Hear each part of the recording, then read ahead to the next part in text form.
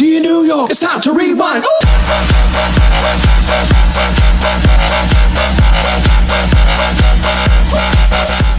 Hello, sorry I have been inactive for quite some time.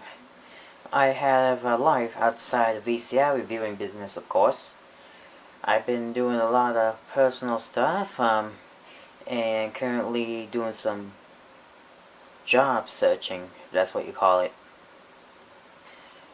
And, I do have school too, so I do have this is my last year of school, so, I want to get that done.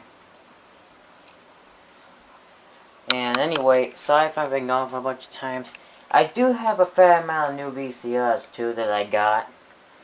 You did see that Toshiba VCR with the 9-volt battery in that operation. I mean, it doesn't operate with a 9-volt battery, but I operated it with a 9-volt battery. Well, just the loading motor, of course. With that same chassis as the Go Video Dual Deck I have, but there's a few differences. And I have a nice Toshiba VCR that has a mechanism I have never reviewed yet. And don't get your hopes up, it's not the one with the special pinch roller. No. If you want to look up the model number yourself, so I don't have to go into detail just yet, just look up the Toshiba M447. And if you like, go on Studio Sound Electronics and look up the model number, and it'll have a picture of the chassis, so you know what I'm talking about. Anyway, a couple weeks ago I got this Beta Hi-Fi VCR. The brand name is gone because it was on this cover. It did not come with the cover, but I know it's a Sanyo VCR-7200. I think that's what it is. Yeah, that's what it is. And you must be wondering what I've done with my other Beta VCR. It has the same chassis and all that. I don't have it anymore. I gave it away. Because why not have that why have the same mechanism if you have one that has the same mechanism and it has better features? So yeah, I have this. It's a lot better. And there's one flaw with this thing, and it's not a mechanical problem, it's an electrical kind of problem that I do not know how to fix. So I got this off eBay a couple weeks ago, because I was looking for a Beta Hi-Fi machine, and I wanted a fully working one because I have an HD TV, of course. You know, I like to have like a hi-fi analog type of deck or something. So I got this Beta Hi-Fi, hoping that everything would work, but there is one function that I'm slightly disappointed with that does not work, and I'll get to that later. But when I got it, it did need repairs. It was for parts of not working. I paid like a little bit over $40 for this thing. It was in the 4 parts not working category, and the problem was that I don't know if you can see, but that's all I can do for you. No, I'm not gonna take that cover off again. See here. Alright, that's enough. On the left, there's actually 2 idler tires. Like on the other one, it uses a gear for play, and the idler tire for rewind and fast forward. But on this one, they're all idler tire. They're all tire driven. There's not a single gear on it. So obviously, both of those tires need to be replaced because it was eating the tapes. Of course, that's what it said in the description. So we replaced both tires and the see if I can show it to you from here. No, I can't. Well, you know where the belt is on this thing, the idler belt. That had to be replaced too. And I also replaced the loading belt just to be sure, and the carriage belt. Now, Mr. Maniscope has a Sanyo built Beta machine, which is a Sears Beta Vision I have fixed. And it has a different cassette carriage loading mechanism. Everything else is the same, except for this. I mean, the molder was facing upwards, and this one's facing left. And I replaced that belt too. It might seem hard, but it actually was not too hard for me. And I greased the gears too. And the belt is very tight now. So is this belt. I used my belt kit for Sanyo VCRs, and now it seems to be fully working. Well, except for that one feature I'm talking about. So let's put a I should show you the front first. When I had the top loader, it had a display problem. Whenever I turn it on, like whenever I set the clock to a time and turn it off, the clock will stay there. It will stay at a certain time. But when I powered it on, it just blinked 8888. It's like you have to set the clock again. It was a capacitor problem, I found out, and I do not know how to fix those kind of problems. I don't even know how to identify the right capacitors on VCRs and all that. So that was an issue. But this one has more features, of course. There's a tracking control. Tape speed, of course. Every VCR should have it.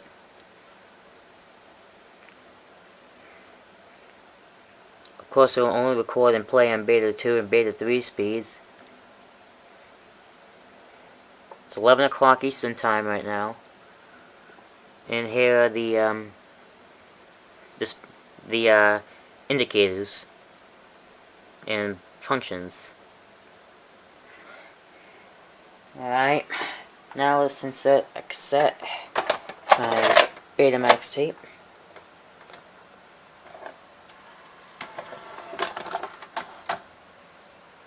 And we will press play. Oops, circuit board fell on. Hold on, let me fix this. My technical difficulties. Be careful. Hold on, let me just... Okay, that's good enough. I'll put it like that for now. Okay, let's try again. Press play.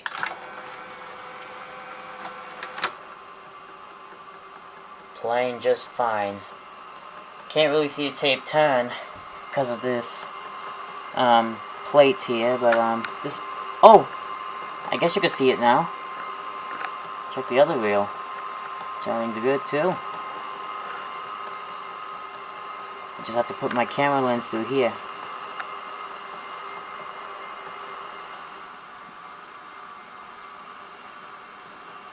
Everything sounds great on this. Forward search. Does not have double speed. Play. Reverse search. That works. Pause. That works, of course. Oh, I have to press pause again. Alright, let's press stop. It unloads it.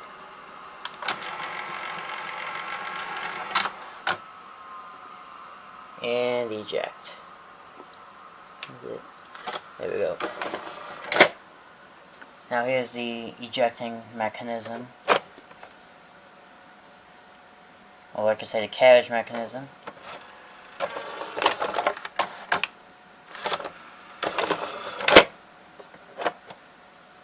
Now we will fast forward.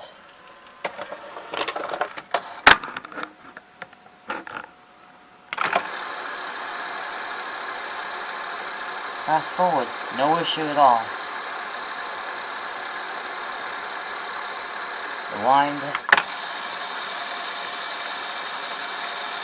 No problem. Rewinding just fine. Let's see, it goes to the beginning. Oh, there it goes. Stop. Now we should eject. Be sure. It just pops out like it does this little cool thing. When I eject the tape, watch this. You'll see what I mean. Pop. It just spits it out like roughly when it gets to the when the tape gets how should I say this? When the cassette cartridge goes back up, it just spits it like fast, like wham. Alright, now, what, okay, now here's what's gonna happen. What I'm gonna do now is turn my TV on, because I already have it at the, right connection, and I'm gonna show you what is wrong with this machine, and I do not know how to fix that problem, of course, because I said it's an electrical problem. It would require some soldering. There is no on-screen display on the Betamax, of course, so put it in. Oh, let me go over a few things here. Well, if I can. There's a button that toggles whenever that lets the VCR know that there's a tape in there. Unlike other VCRs, what they use like mostly LED sensors. And if you really want to go back, they use incandescent light bulbs. There's like a button you could press, and I could maybe operate this VCR without a tape. But I can't, because this plate's in the way. I'll just show you what's wrong with this VCR. Play. Oh, let me reverse it. Oh, went back to play. Oh. Ah, yes. I remember. When the tape reaches at the beginning, it should not load like that. I prefer Betamax VCRs when the tape loads this way and not that way. I mean, of course it's a U-loader. But, because that could happen.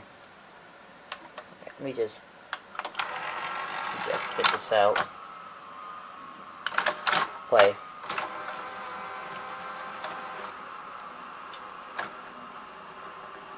Alright, now I got it. Yep. That's the problem. Oh, wait. Sometimes, okay, yeah, it's just the tape is kind of damaged. Unless if it needs tracking. Yeah, the cord does not work. I mean, it does record audio fine, but it only records the picture in black and white. I personally thought there was a setting on the VCR where you can choose color in black and white, but you can't record. But it only records in black and white. I think there's like some sort of capacitor problem or something with this. I wish I knew how to fix these. But it plays, and for some reason, it plays in color fine. It plays in color with tapes I record from the Betamax VCR I used to have. It has the same problem as my JVC SVHS deck I have with the mini DV built in. That has the same problem. It can play in color just fine, but it only records in black and white. Obviously a capacitor issue right there. So what I'm going to do now is choose a different tape. See what I have in my move this out of the way. In my box of beta cassettes.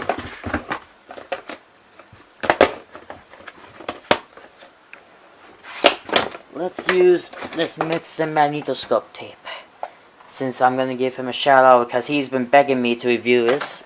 Again, he's begging me to review a bunch of VCRs lately. I mean, what's his deal? I'm going to fast forward a little bit. Oh, well, I do. It has a clock and counter. Yep, and I can reset. There we go. Play.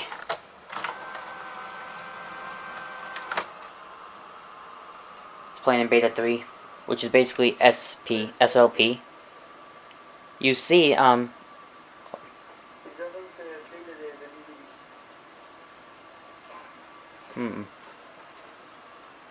as you could see, it took a while before it says this error message. So now it's hold on. time for you. Yeah, the tape's a little damaged, so I'm gonna fast forward a bit. There's less damaged parts. On this one, there was no the tape end and It has a pretty good picture quality. I don't know. I mean, it looks like a picture quality from a 4-head machine of a VHS VCR or 2-head. I'm not sure. I can't really tell. But sometimes it's like shaking or something, so that's why I just noticed about this right now. It does play sound, but my volume's down. Let me just turn it up. And so on the DVD part, there were. I think it's because it was recorded in mono, since the other Beta VCR was a monophonic machine. The laser is not at the same place. Here is on the top. Yes, I have computer speakers hooked up to this TV, because the speakers in there are pretty crap. Are just crap. Overall, it does play fine with no issue, but the record function is not working properly. I would show you the bottom side, but there's a circuit board I have to get at, and it will just take a while for me to unscrew it and all that. And let me know if you want me to show you the bottom side in a future video, and maybe someday I'll do a part 2 of this review. Well, anyway, that's going to be it for today. Hope you guys enjoyed this review, especially you, Mr. Minioscope. If you want to see more reviews like this, make sure to leave a like, comment, turn your notifications on, and be kind, rewind.